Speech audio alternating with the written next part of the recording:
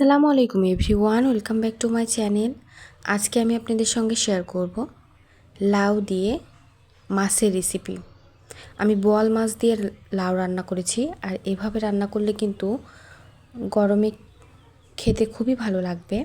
এজন্য প্রথমে আমি বোয়াল মাছগুলোকে খুব ভালোভাবে মাখিয়ে নিয়েছি মশলা দিয়ে। নর্মালি আমি যেভাবে মশলাটা দিয়ে মাখিয়ে নিই সেভাবে মশলাটা মাখিয়ে নিয়েছি।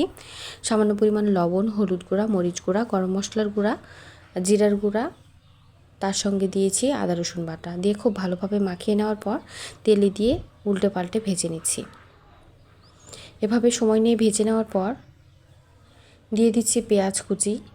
পেঁয়াজ কুচিগুলোকে খুব ভালোভাবে ভেজে নিয়েছি। তারপরে আস্ত জিরা দিয়ে সামান্য পরিমাণ পানি দিয়েছি, আর এখানে সব রকম মশলাগুলো দিয়ে দিব।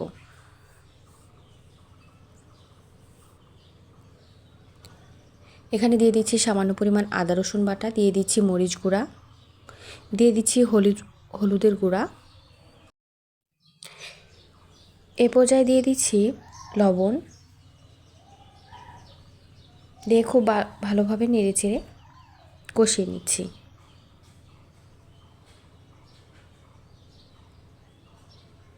একটু সময় নিয়ে মশলাগুলোকে কষিয়ে নেওয়ার পর আদা রসুন বাটা দিয়ে দিয়েছি।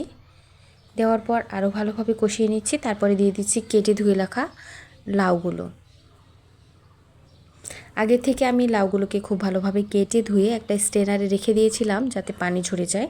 লাউ থেকে কিন্তু পর্যাপ্ত পানি বের হয়, সেজন্য চেষ্টা করবেন অবশ্যই স্ট্রেনারে রেখে দেওয়ার জন্য, তাহলে একদমই পানি ঝরে যাবে। এই পর্যায়ে খুব ভালোভাবে নাড়াচাড়া করে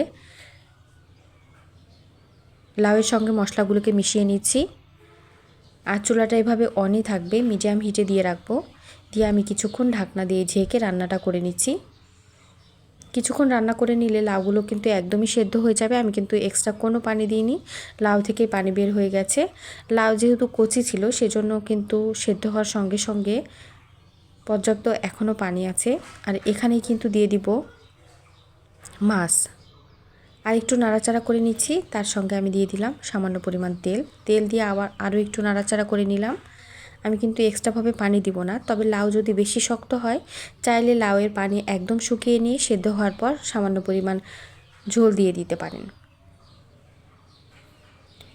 এই পর্যায়ে আমি ভেজে রাখা মাছগুলো দিয়ে দিচ্ছি। আর এইভাবে যদি বোয়াল মাছ ছাড়া অন্যান্য মাছ দিয়েও লাউ রান্না করেন তাহলে কিন্তু এই গরমে আসলে খুবই মজা করে খাবে সবাই।